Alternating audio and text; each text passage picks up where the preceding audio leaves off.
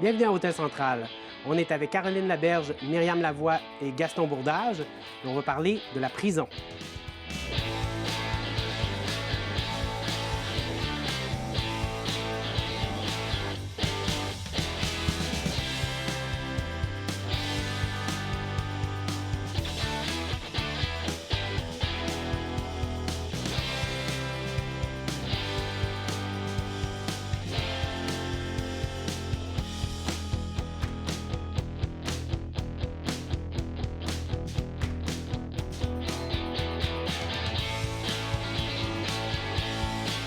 J'ai ce que je considère être une chance. J'ai la chance d'être avec quelqu'un qui a véritablement vécu la prison. On n'a pas conscience de ce que ça peut représenter.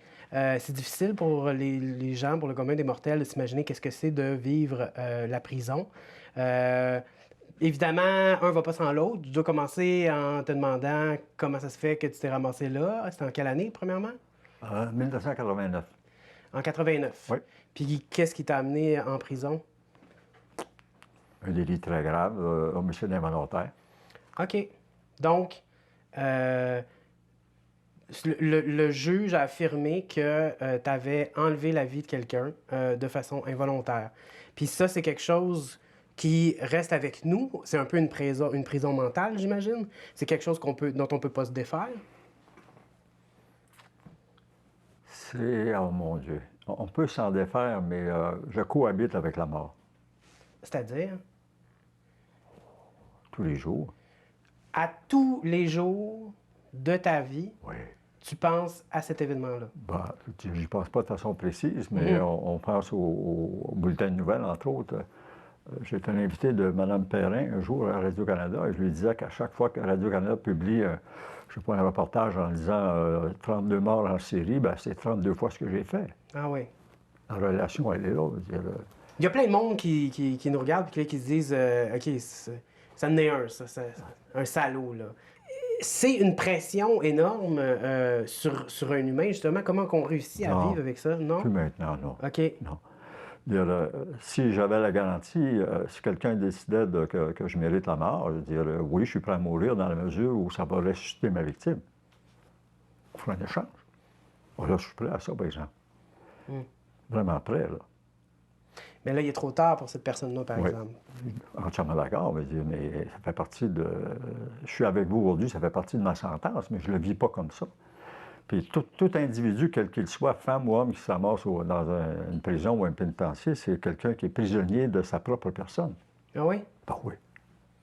Parce qu'inévitablement, ça vient avec de la culpabilité. Pas nécessairement prisonnier de sa propre personne. Prisonnier de ses vices et heureusement aussi ses vertus. Mais je veux dire, on va en dedans parce que ça va mal. Comme je disais, à un moment donné, je faisais une intervention au centre de détention de Rimouski. Je disais aux détenus, j'ai réalisé que la plupart des gars qui sont en dedans, les filles aussi, parce que j'en ai côtoyé des ex-prisonnières de pénitencier de Kingston. C'est que ça va mal à la shop en tabarnouche. Puis la shop, c'est ma vie. C'est que ça va mal dans ma vie. J'ai quelque chose que j'ai mal assumé, que ce soit mes valeurs, que ce soit un paquet de choses. Je veux dire, on peut poser la question pourquoi on va en prison, puis la question, elle doit se poser. Moi, on m'a posé la question pourquoi as-tu tué? Ça m'a pris 23 ans, 4 jours. Ma vraie sentence, c'est ça, là, pour répondre. 23 ans, 4 jours, bien compté. 12 février 2012, je me sentais libre. Qu'est-ce qui s'est passé là? Oh mon Dieu, j'ai eu le privilège de témoigner devant un comité d'experts que le ministre Yves Bolduc avait mis sur pied dans le cadre du drame de Guy Turcotte, Isabelle Gaston, les enfants, puis la maman de Drummondville qui avait noyé ses 3 enfants dans une baignoire. Là. Et je suis allé témoigner devant ces gens-là, et à ces gens-là, j'ai donné de mémoire 29 constats de ma criminalité, même ponctuelle. Là. Aucune question m'a été posée, j'ai pas fait aucune phrase, je n'ai donné que 29 ou 30 mots. Puis ces mots-là, cette énumération-là, ça a eu un effet salvateur pour vous, parce que vous disiez à partir de ce moment-là...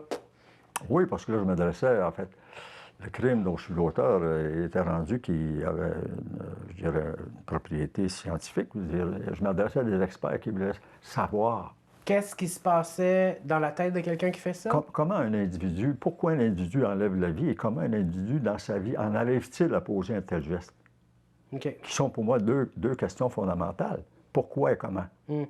Demandez à un voleur pourquoi il vole. Aidez-le d'un psychologue ou d'un travailleur social ou d'un criminologue, puis il va arriver finalement Là, à tout d'un trouver coup, les réponses Non, arrivent. oui, il va trouver Là. la réponse. OK. Quelqu'un qui a commis un acte qui, pour beaucoup d'êtres humains, est impardonnable, ça existe une réhabilitation. Est-ce que c'est nécessaire? Est-ce que, en tant que société, on doit offrir cette chance-là à des gens? Ah oui, ah oui, ah oui. Puis dis, ben oui, mais... Oui. Ben oui, parce que toi, tu as eu cette chance-là, puis Ah t'es bien tous les content. autres l'ont aussi. Le milieu carcéral, quand même, c'est très beau côté. Hein. En fait, il y a 3 sortes de clientèle en prison, d'après moi. Il y a ceux qui, ponctuellement, ne savent pas s'ils veulent s'en sortir. Il y a ceux qui, toujours ponctuellement, et le mot ponctuellement est important, là, ne veulent pas s'en sortir. Puis il y a ceux qui, ponctuellement, veulent s'en sortir. Donc, en milieu carcéral, il y a 3 types de clientèle. C'est un choix. Mm. Moi, j'ai eu le choix. Ça veut dire quoi s'en sortir? Comment on s'en sort? C'est de répondre à la question « Pourquoi? » Pourquoi j'ai fait ça? Puis comme moi, dans ma vie, j'en suis arrivé là. OK. Là, on est avec des psychologues, on fouille. De dire pourquoi j'ai fait ça, est-ce que automatiquement ça amène le blâme ailleurs que sur soi-même?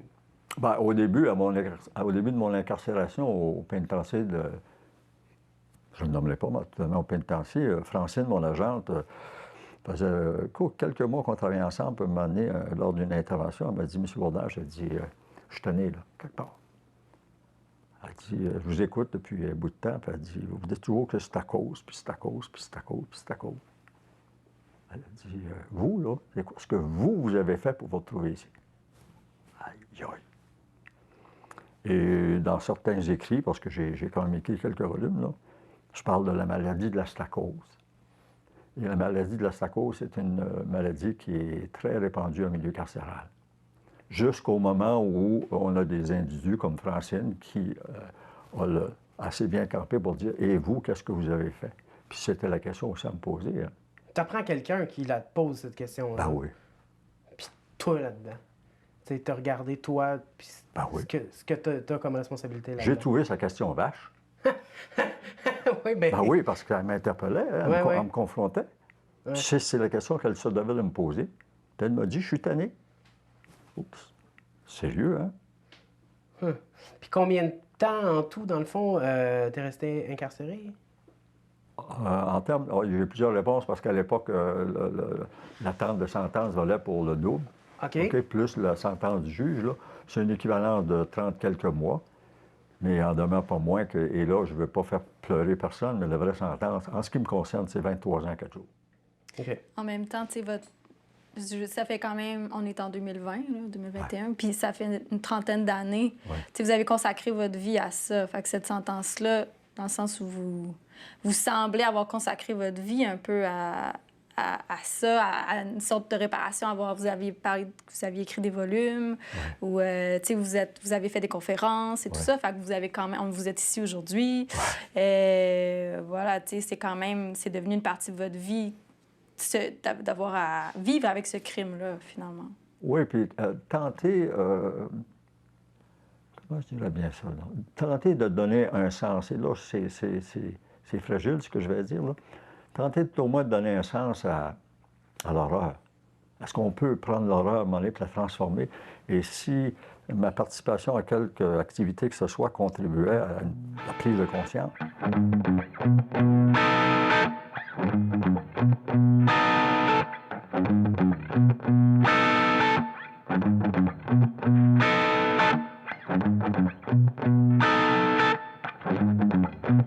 Moi, des fois, m'a dit la prison, là, j'aimerais ça.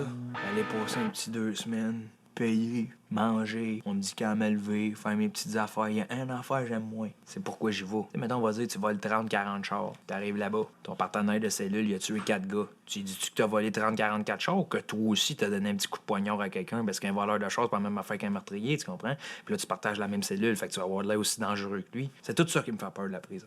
Mentir. Moi, j'aimerais ça aller en prison pour m'évader. Essayer de sortir de là. Cacher une lime dans un pain baguette, là, c'est le genre d'affaire que je veux vivre une fois dans ma vie. Je pense que je suis un dangereux. J'aimerais ça faire la loi dans une prison, tu sais. Moi, ce serait tout de suite, première affaire, je rentre, je pote le plus gros qui est à la table à manger, vire son cabaret à l'envers, Putain, ah ouais, le tripeux de jambette, viens te battre. Les gardiens, là, ils me font pas peur. Ils me font pas... Il y en a un qui me fait peur, c'est Mathieu Baron.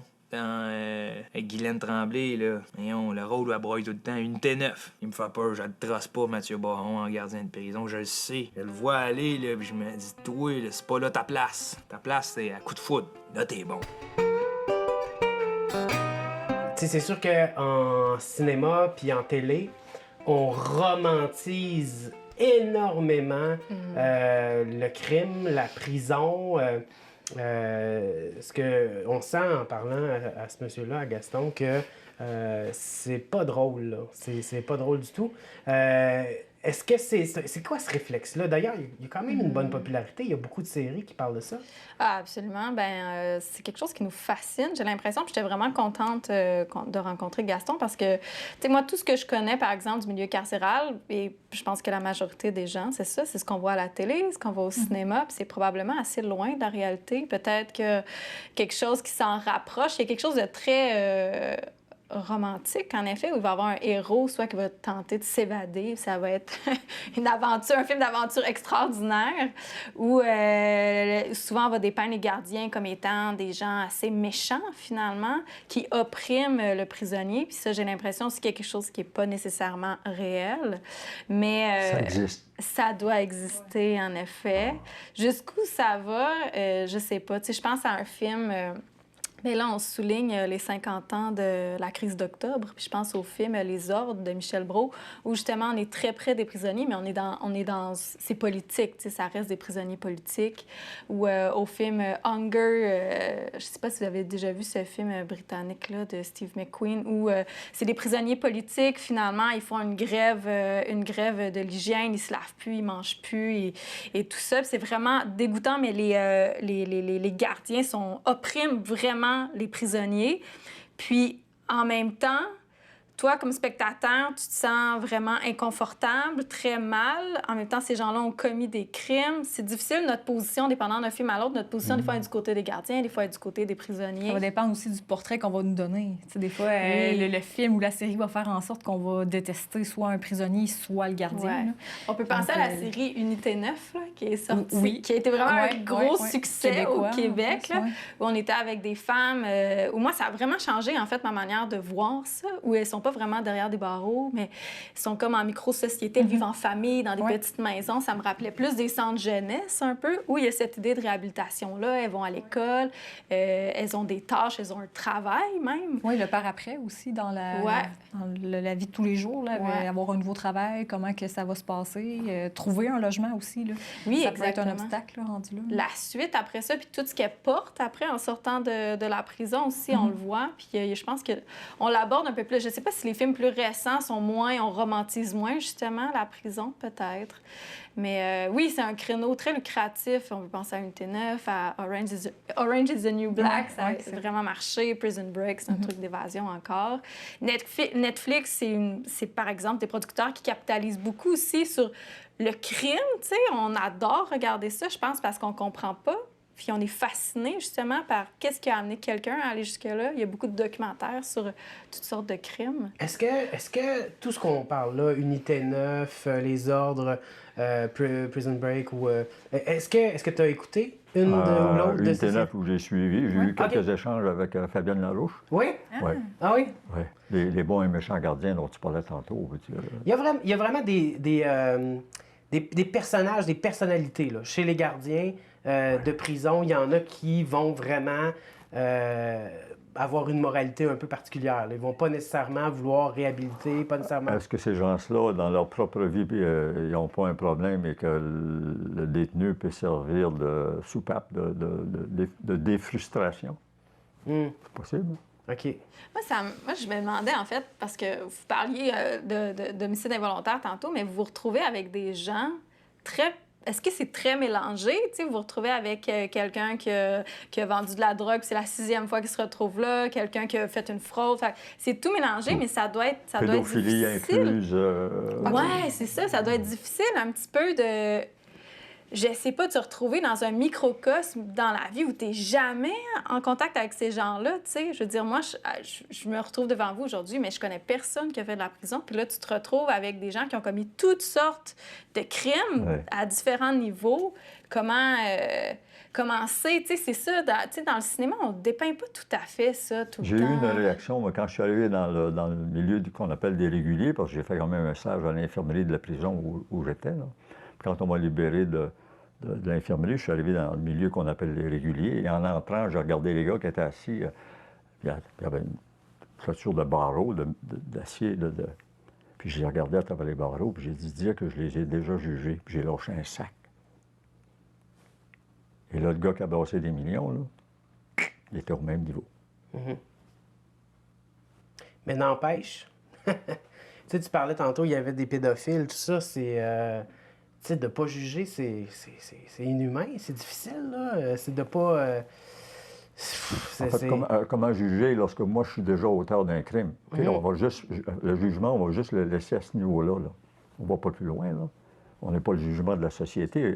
C'est une micro-société, comme tu disais. Puis, on est tous des gars mal foutus, hein, on est en dedans. C'est que ça va mal dans notre vie. Là. On se ramasse loin. Je me suis ramassé au ras les pâquerettes, là.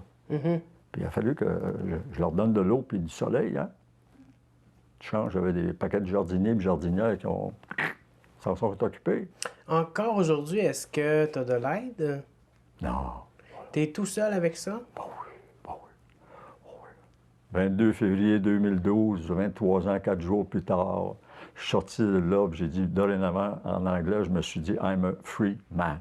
Je me suis impliqué en 2005 après une suggestion d'un professeur de l'UQAR, parce que je suis retourné aux études ici en 2002 à l'UQAR, en psychosociaux. Puis un des profs m'avait demandé si j'avais déjà pensé m'impliquer dans une démarche de justice réparatrice. En novembre 2005, j'ai fait toute la semaine complète de la semaine, je me répète, la semaine nationale de la justice réparatrice. Et là, j'ai rencontré des mamans d'enfants assassinés. J'ai écouté. Ouais. J'ai écouté. On doit se sentir petit, hein? Très. Ouais. En même temps que ces femmes-là,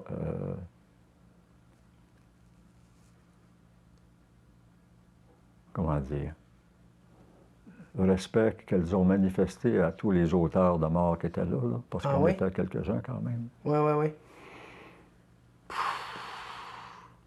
Puis le dimanche, après une célébration religieuse, j'ai croisé sur le trottoir une des mamans d'un enfant assassiné, un enfant unique qui avait été assassiné dans un bar à Montréal, avec qui j'avais eu des échanges au cours de la semaine.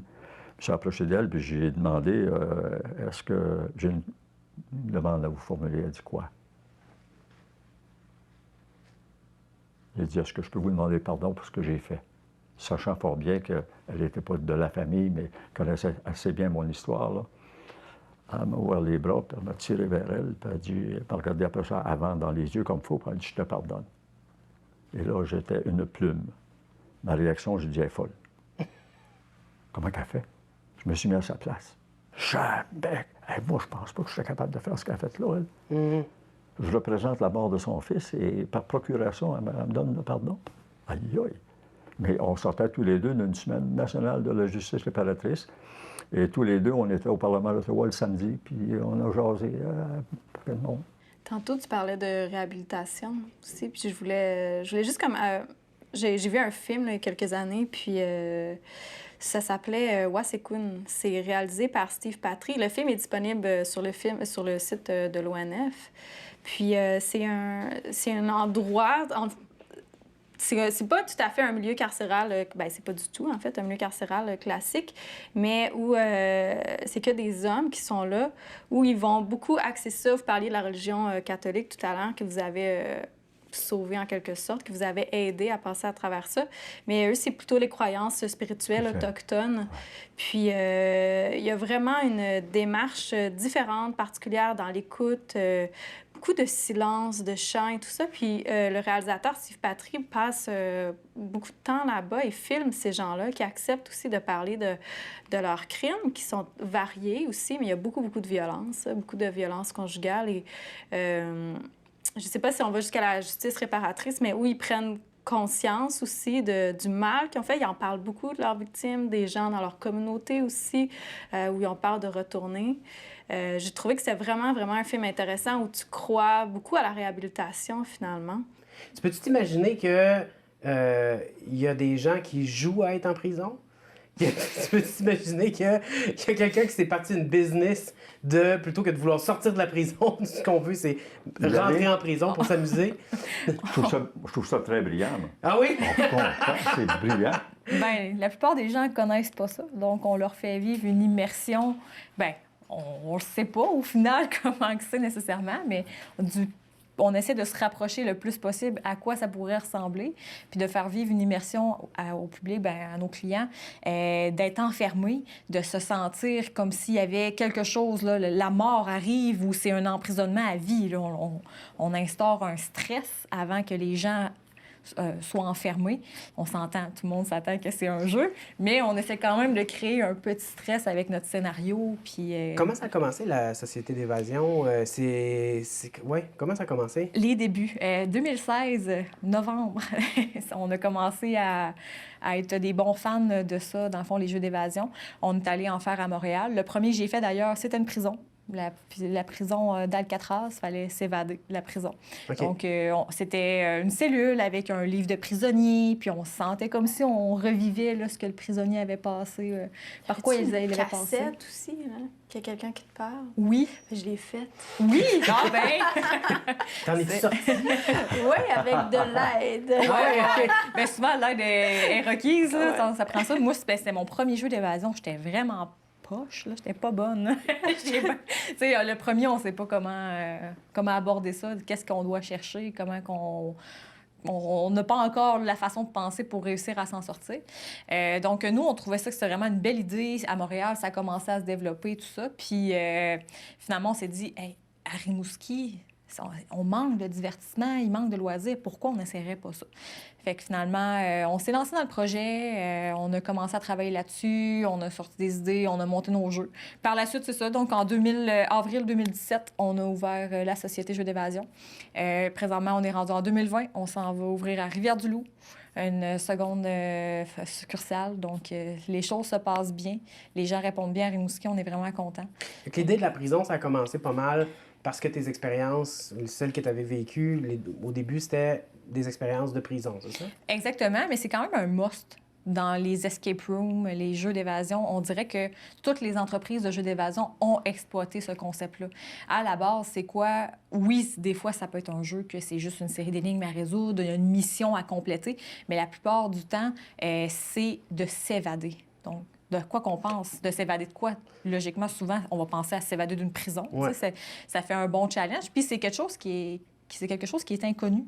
Mais c'est vraiment intéressant de se mettre comme c'est comme une mise en scène, là, de vraiment jouer à ça. On joue à des jeux de société, on regarde des films, on joue à des jeux vidéo. Puis on se retrouve à devoir utiliser toutes nos capacités, finalement, là, les maths, plein de trucs logiques. Là. On essaie là, d'amener un petit peu tous les sens. Là. Des fois, ça va être l'odorat, l'ouïe. On essaie d'amener un peu tout. Puis des fois, ça va être des énigmes plus physiques, plus mentales. Ça peut être du français, ça peut être des maths. Donc, on fait vraiment un tout. Puis comme vous dites, team building, juste en famille, les petits-enfants avec grand-papa, grand-maman. Donc, c'est vraiment accessible à tous. Et on a un autre jeu aussi là, dans la thématique de prison, que c'est District Saint-Germain. Donc, il y a 3 cellules. Donc, il y a 3 cellules que les gens doivent s'évader de ces cellules-là. Donc, c'est vraiment un concept qui est apprécié, là, d'être emprisonné, là, qu'on doit réussir à s'évader. C'est pas y avez-vous déjà pensé? Oui, c'est ça, c'est un peu bizarre. Mais est-ce que c'est quelque chose qui serait envisageable, de jouer à... Je comprends. Ah oui. Je comprends. Parce que c'est vraiment pas la même On vous libère après, si vous Il m'est arrivé de m'ennuyer de ma cellule dans la société. Oh, boy. Ah, oui, pour vrai. Pourquoi? Dans le cadre de ma réhabilitation, réinsertion sociale, certaines périodes ont été assez olé que je lâchais cac-sac, puis aujourd'hui, dans ma... Fais-tu bien? Est-ce que les gens qui paniquent au point où ils veulent se sortir de la cellule? Bien, ça peut arriver des gens claustrophobes. Mais à ce moment-là, on prévient. Là, on va, c'est les gens qui, des fois, ils ont peur d'être enfermés ou ils ont peur de rester pris. on laisse la porte entrouverte. Les gens ne seront jamais enfermés pour vrai parce qu'on n'a pas le droit. On fait une prison. Sinon, tu le ferais, là, ben oui, je comprends. Ben, c'est trop dangereux pour le feu, en plus, aussi. Là. Donc, les gens ne sont jamais enfermés pour vrai. On a des mécanismes là, avec des aimants, tout ça, pour que les gens puissent sortir à n'importe quel moment. Mais quelqu'un qui est vraiment claustrophobe ou qui a peur de rester pris, on laisse la porte entrouverte pour calmer parce qu'on veut vraiment, oui, on veut faire vivre une immersion puis que les gens embarquent dans la thématique, dans le jeu, mais on veut pas qu'ils paniquent au point d'être angoissés puis avoir peur pour vrai. Là, on veut qu'ils vivent une belle expérience, mais principalement qu'il y ait du plaisir. Donc, on s'est rendu compte que le plaisir est principalement quand les jeux ont un meilleur taux de réussite. Des fois, ils sont proches, il restait 1 ou 2 énigmes, ils arrivaient là, à la fin. Là. Donc, à ce moment-là, le sentiment de c'était accessible, on arrivait là, à la réponse ou à s'évader. On préfère des fois avoir quelque chose de plus abordable ou apporter plus de soutien pour les guider dans le jeu, pour qu'ils finissent là, avec quelques énigmes seulement. Là. Donc, au lieu d'offrir un défi trop corsé. Non, mais je pense que, dans le fond, tout ça a mis en lumière la valeur de la liberté, en fait. C'est comme ironique, là. Oui, mais c'est pour ça que, dans le fond, on va avoir cette espèce de drive à vouloir vraiment s'en sortir autant au niveau du jeu qu'au niveau de la vie. Fait que merci beaucoup pour ce partage. C'est fort apprécié.